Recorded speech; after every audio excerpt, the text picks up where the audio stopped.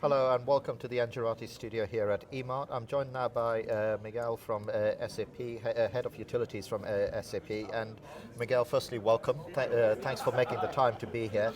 And can you tell us a little bit about, what you do within SAP and so on, and then we're going to go on to the reason why you're here at an energy trading event, which is interesting in its own right. So if I can hand over to you and just give us some context. Yeah, sure, Adam.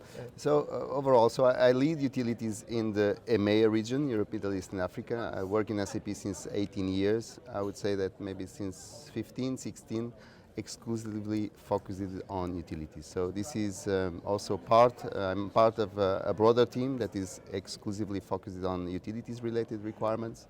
And besides working with SAP and driving this business there, of course, I also tend to, as much as I can, work with complementary activities, right? Working groups at the European Union. So I've been an active member of the ETP Smart Grids since maybe 10 years now.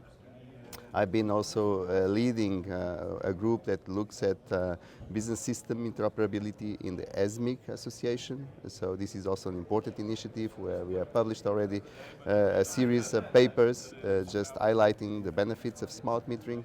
And of course, I tend to look at the overall business requirements of utilities, in a challenging world, right, where we see all the things that happened over the last years, market liberalization, now new technology disruption, smart metering now becoming available everywhere, clear digital strategies that are being put forward by the digital chief officers that we see now being named in so many big utilities. So and this is, of course, where I've been really enthusiastic about being able to contribute, to be part of, and having all these conversations, meetings. And this is a very interesting job that I have. And it's certainly interesting times. I remember when we were covering European Utility Week, I was talking off air to someone and he was saying, look, for the last 50, 60 years, if Thomas Edison would have come back, he would have recognized the electric grid, but now it's suddenly got interesting. There's all this digitization coming on. So let's bring it down to, we're here, we're at EMART, we're at an energy trading event, yep. And you've got a big collaboration with Procom, who've got an energy trading platform and so on. So just tell us a little bit about that, because that's interesting in itself, that this trading world, which is coming closer and closer to the utility world, isn't it? Yes, yeah. Absolutely. So what's happening there? What are you doing with Procom?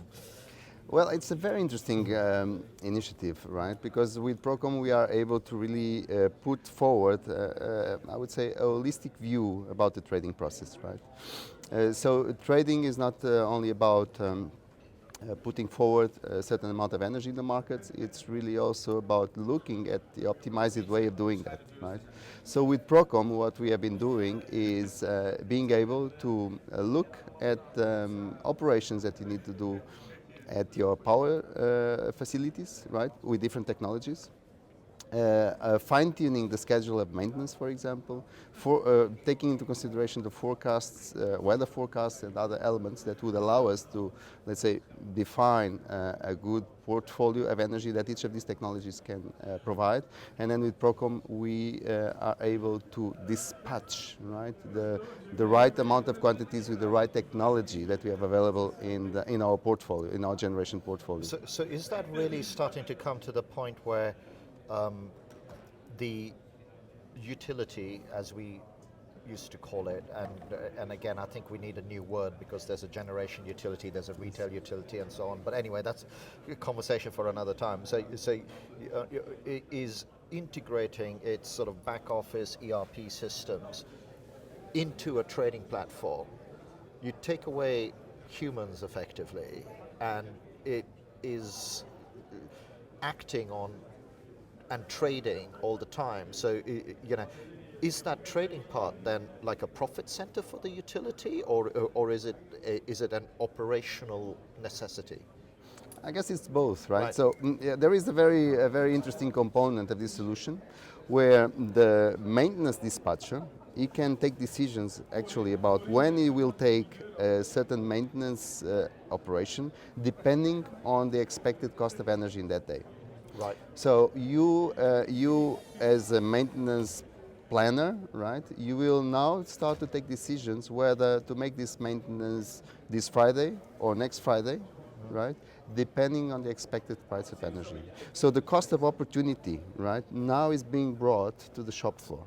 So this is a complete different view about what we had so far, right? So because the old world used to be, hey, I want to shut it down on Friday, and you shut it down on Friday. Absolutely. No other consideration. Yeah. So there is an operational, let's say, dictate saying, okay, I need to do this maintenance every Friday, every last Friday of the month or whatsoever. So I'm doing that, and I do it irrespectively of the prices or the cost of opportunity that I have. So now we are exactly being able to bring this broader picture. And also the reason why we are, bringing these two worlds together, the traditional transactional world and now more real-time trading world, is because now we have this new platform on top of which we are now making all our business applications available, focused on ANA, where we can process high volumes of data, real time, integrated with other applications like the solutions of Procom, and then bringing this to the context of the operational system, right, the business operational system.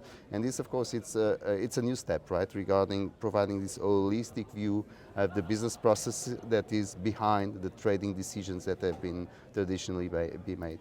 And from a utility perspective, and let's confine ourselves to approaching that.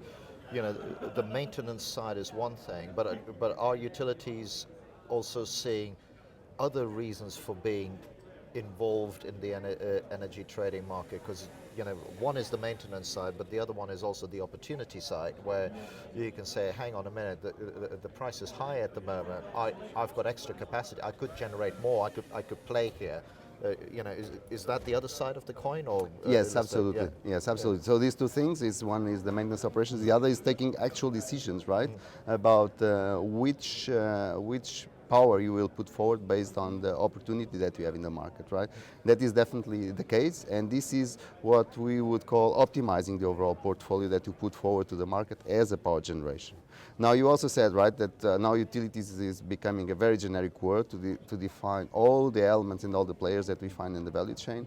Now, when we come to the retailers, right, then we also play there, right, and also there we try to provide a comprehensive view of this overall process, where in this case we tend to link the optimization of the portfolio with the actual sales activities that the sales teams of the energy retailers are doing out there.